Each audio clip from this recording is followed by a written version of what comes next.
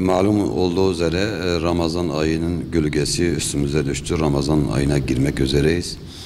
Bu ay Kur'an ayı olduğu gibi aynı zamanda infak, zekat ve fitre ayıdır. Bütün Müslümanlar bu ayda bir gelenek haline zaten almıştır. Ticari mallarını bu ayda zekatını çıkarıyorlar. Fitre malum bayram akşamına kadar, bayram sabahın namazına kadar en son vacip oluyor, vermek lazım. Yani Ramazan başında, bayrama girmeden önce Müslümanların zekatını ve fitrelerini verecekler ki fakirler de bu ayda kendi evinde bayram yapabilsin. Ramazan orucu için iftarlarını, sahurlarını temin edebilsin. Eğer biz zekatımızı geciktirirsek ve fitremizi geciktirirsek, bazı Müslümanlar bizim zekat vermediğimiz için, fitre vermediğimiz için açlık, sıkıntı, eziyet çekerse bu konuda elbette o zekatı vermeyen bütün zenginler mesuldurlar. Mutlaka vermeleri gerekir. Aynı zamanda hani Ramazan malum gün boyu hem fakir hem zengin açlığın, yokluğun hissiyatını beraber yaşıyorlar. Bu manada mal sahibi, mülk sahibi, Allahu Teala'nın onlara imkan verdiği kişiler fakirin halinde daha iyi olan, manevi duyguların daha yüksek olduğu gönüllerdir. Onun için fakirin halini daha iyi anladığı için mutlaka bu ayda, bu ayet başladığı andan itibaren hesabını yapmışlarsa ki yapsınlar, hemen de yapmaları gerekir.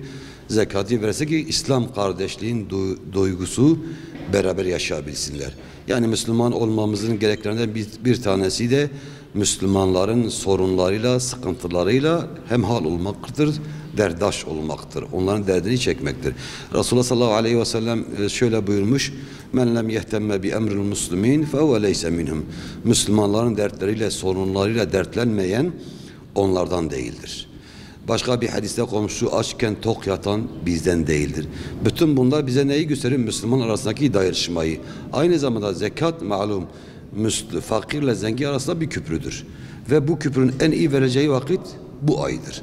Aynı zamanda sevabın da çok yüksek olduğu bu ay olduğu için mutlaka fitre, zekat ve infak bunun yanında. Sadece zekat farzdır malum. Fitre vaciptir, vermek gerekiyor.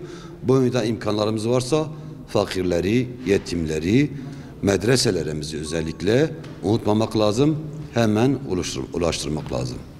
Ramazan ayında verilen infakın, zekatın, yapılan hayır hasadı sevabı fazladır.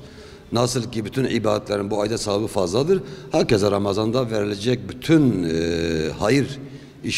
hayırların sevabı da elbette Allahu Teala kat kat fazla kabul ettiği için Müslüman toplumda bir gelenek haline gelmiş ve iyi bir gelenektir. Hatta Ramazan'da malum herkes daha fazla sıkıntı çekebiliyor.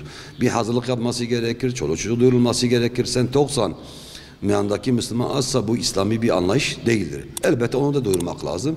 Bu konuda Ramazan iyi bir fırsattır.